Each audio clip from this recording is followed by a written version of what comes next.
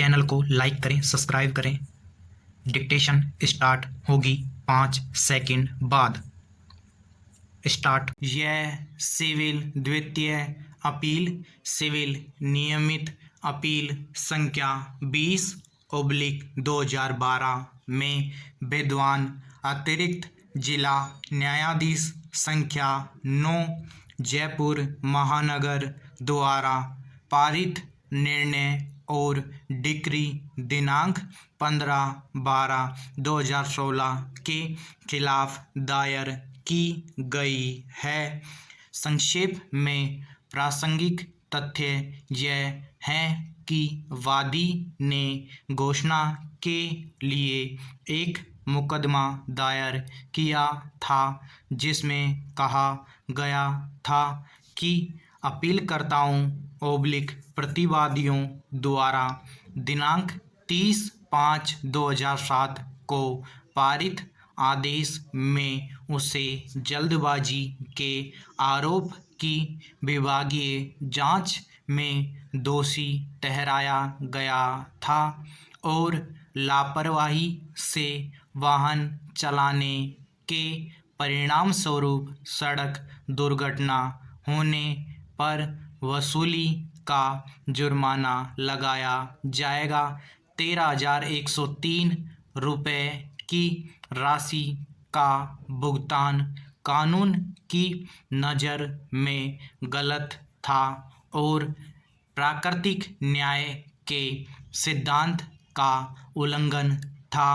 Para. प्रतिवादियों ने अपने संयुक्त लिखित बयान में कहा कि विवादित आदेश वादी को स्थायी आदेश के अनुसार सुनवाई का अवसर देने के बाद पारित किया गया था और मुकदमे को खारिज करने की प्रार्थना की गई थी। पक्षों की दलीलों के आधार पर विद्वान ट्रायल कोर्ट ने राहत सहित 3 मुद्दे तय किए।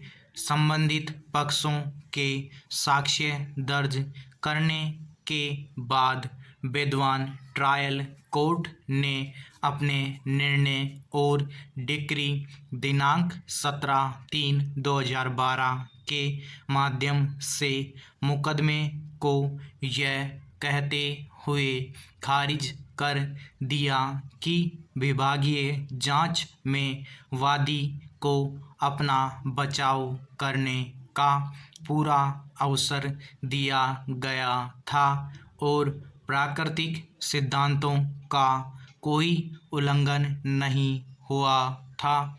न्यायवादी द्वारा उसके विरुद्ध की गई सिविल प्रथम अपील को विद्वान अपीलीय न्यायालय ने दिनांक 15/12/2016 के फैसले और डिक्री द्वारा अनुमति दे दी है। मुकदमा डिक्री कर दिया गया है और सजा के आदेश को रद्द कर दिया गया है। आक्षेपित निर्णय और डिक्री की आलोचना करते हुए प्रतिवादियों के विद्वान वकील का कहना है कि वाद संख्या 1 के तहत विद्वान अपीलीय न्यायालय के निष्कर्ष कानून के विरुद्ध है। इसलिए वे प्रार्थना करते हैं कि सिविल द्वितीय अपील की अनुमति दी जाए। 15/12/2016 के फैसले और डिक्री को रद्द कर दिया जाए और वादी द्वारा दायर मुकदमा खारिज कर दिया जाए। पैरा। आक्षेपित निर्णय और डिक्री की आलोचना करते हुए प्रतिवादियों के विद्वान वकील का कहना है कि वाद संख्या 1 के तहत विद्वान अपीलीय न्यायालय के निष्कर्ष कानून के विरुद्ध है, इसलिए वे प्रार्थना करते हैं कि सिविल द्वितीय अपील की अनुमति दी जाए। 15/12/2016 के फैसले और डिक्री को रद्द कर दिया जाए और वादी द्वारा दायर मुकदमा खारिज कर दिया जाए।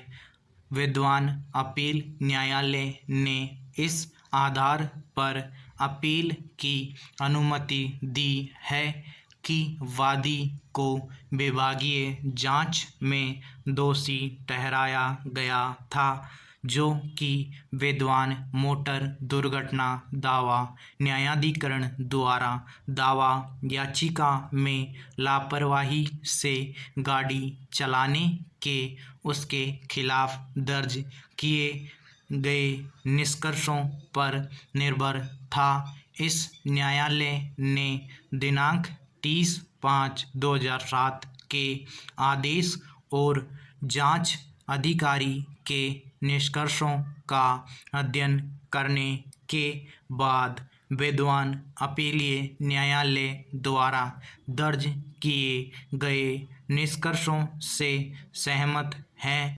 यहाँ तक कि प्रतिवादियों के विद्वान वकील ने भी इस बात पर विवाद नहीं किया कि वादी को MACT द्वारा पारित पुरस्कार के आधार पर उसके खिलाफ दर्ज निष्कर्षों के आधार पर दिनांक 30/5/2007 के आदेश के तहत दंडित किया गया था और इसकी पुष्टि के लिए रिकॉर्ड पर कोई स्वतंत्र सामग्री उपलब्ध नहीं थी।